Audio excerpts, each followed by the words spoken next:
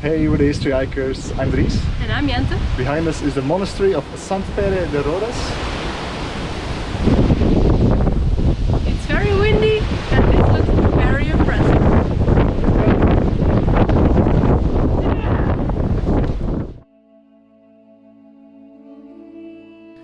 The true origin of the monastery is not known, which has given rise to speculation and legend. One such tale is that it was founded by monks fleeing the barbarian hordes threatening Rome. They brought with them the holy relics of Saint Peter. Eventually they settled on the mountainside of the Rhodes Massif and began their monastic community. From the 9th century onwards, they followed the Benedictine tradition under jurisdiction of the Abbey of Banyoles.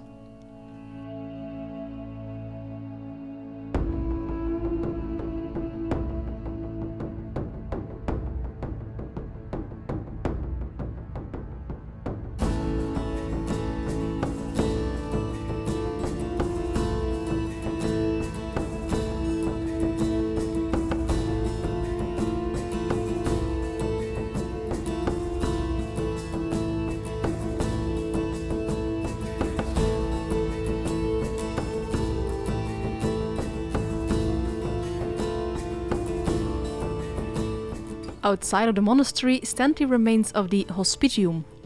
Our current word hospitality is derived from it. The Hospitium served as an accommodation for visiting pilgrims. Look out for the herringbone masonry called Opus Spicatum.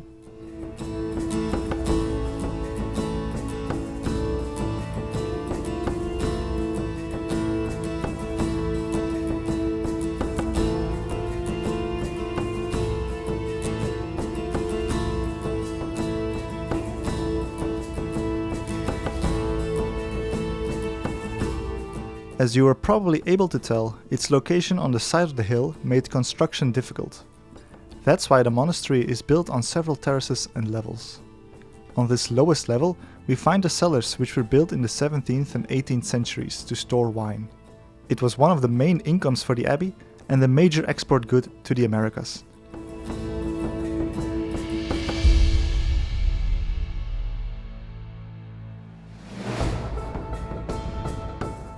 The monastery's church is a true masterpiece.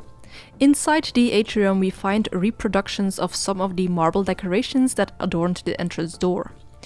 The decorations around the door have been plundered since the 19th century when the abbey was abandoned, but small pieces can luckily still be seen.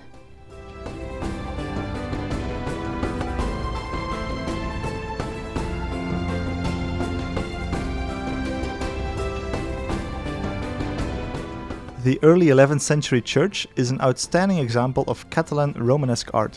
It feels surprisingly lofty due to its unusual system of columns and pillars, and the wealth of decoration on the capitals. The 16-meter high barrel vaulted nave is supported by side aisles acting as buttresses.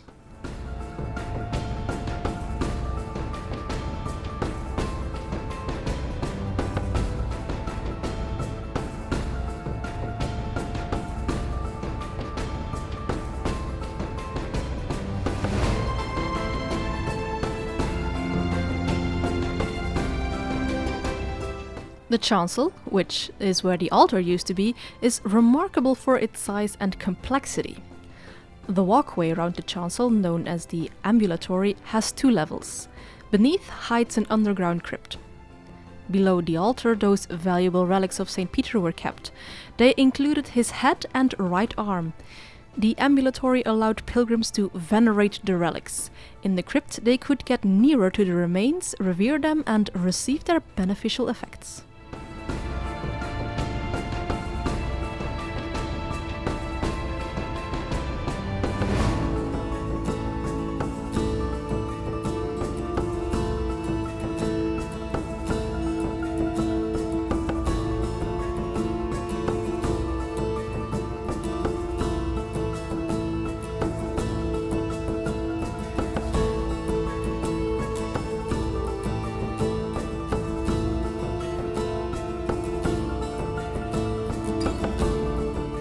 It wasn't until the year 947 that the abbey became an independent monastery, free to choose their own path. It felt strengthened by their new independence and bolstered by many donations of prominent figures. The Counts of Ampurias were its most notable benefactors. The 10th and 11th century were a golden age for the abbey, though its prominence would last throughout most of the Middle Ages.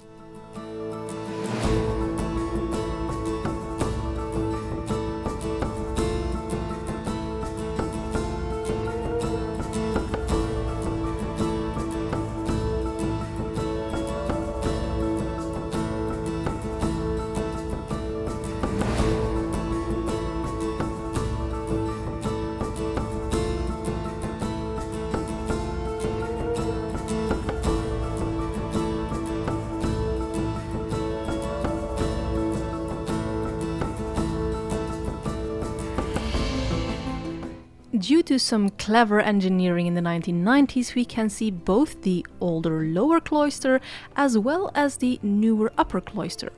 The old cloister was built when the church was completed in the second half of the 11th century. It's one of the oldest surviving cloisters on the Iberian Peninsula. Its construction is sober and austere with wide arches and thick columns. Though it feels undecorated, it used to be painted with murals. 2 fragments survive to this day.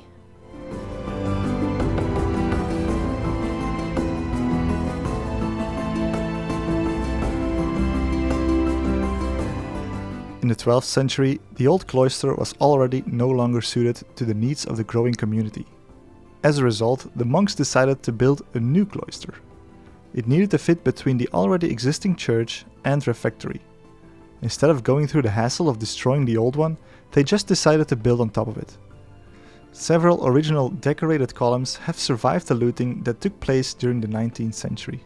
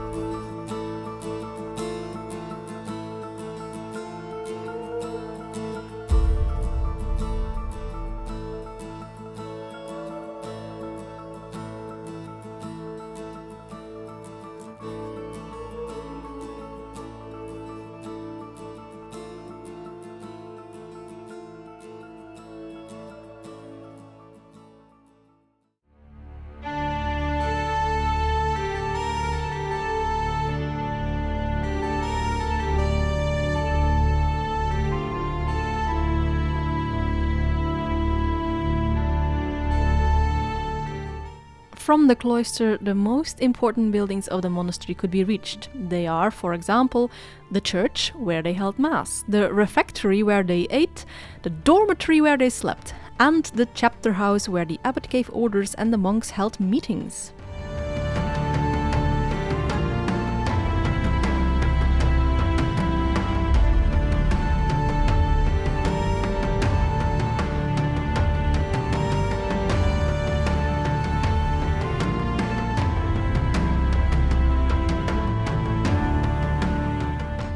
The abbey's prosperity lasted until the 14th century, when decay set in, starting with the Black Death. Construction works in the abbey complex never ceased, however. In the 15th century, the abbot's palace was built, and, as we mentioned earlier, the abbey made a good living off of wine trade.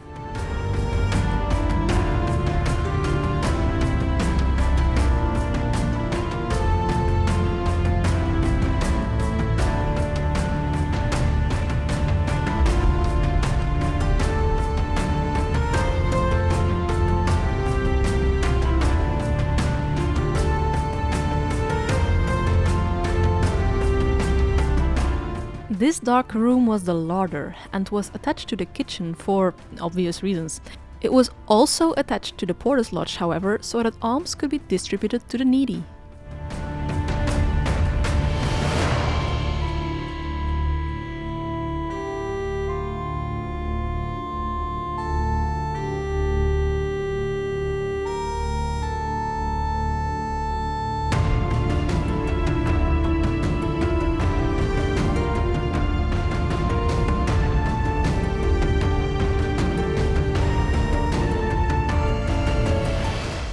We step outside of the monastic heart and are greeted with a magnificent view of the two towers which are so iconic for this monastery. The belfry on the left obviously reflects the spiritual connection. The defense tower on the right served to protect the monastery and reflected its feudal power and wealth. Together they symbolize heaven and earth brought together in a single facade.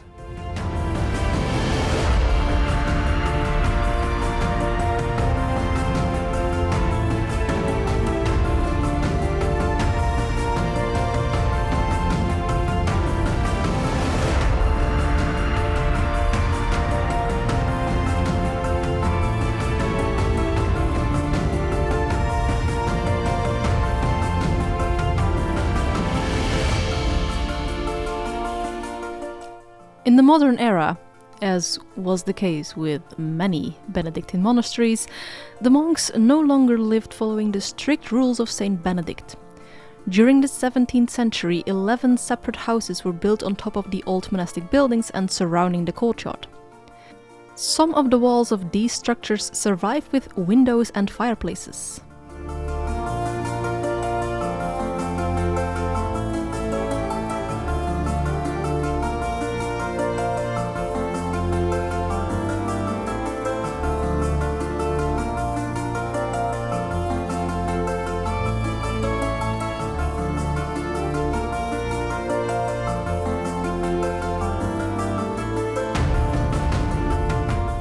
The modern era was particularly devastating to the abbey. During the War of the Spanish Succession, the abbey suffered a terrible raid from French soldiers. It was one of the many plunderings to come, especially after the abbey was abandoned in the 19th century. It brought an end to 1,000 years of monastic life. Plundered and abandoned, the abbey turned to ruin.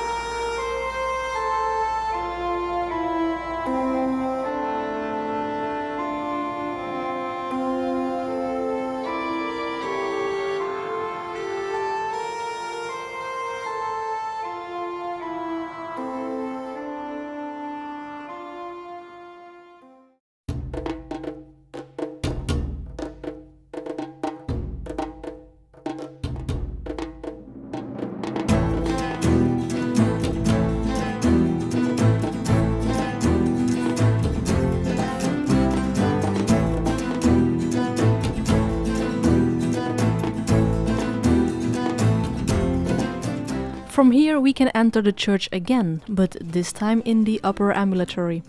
In one of the recesses we see faint traces of yellow and red paint. It's a reminder that churches used to be painted back in the day.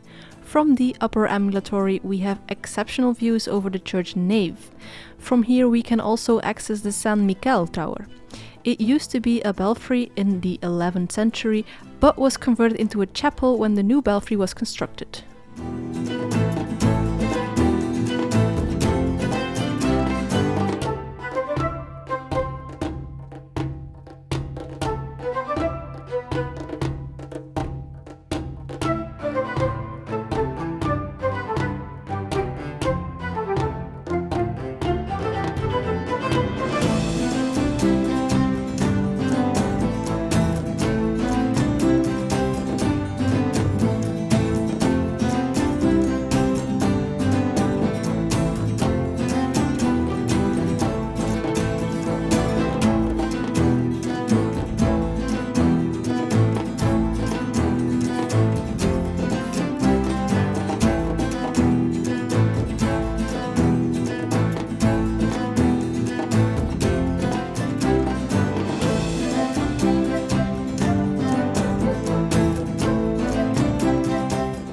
The 20th century brought new life to the monastery. In several restoration campaigns, the ruins were restored to former glory. The hard work made Sant Pere de Rhodes into one of our and Catalonia's most beloved historical landmarks. For now, we'll leave you with a sneak peek for our next video, as this mountain has more historical treasures to uncover.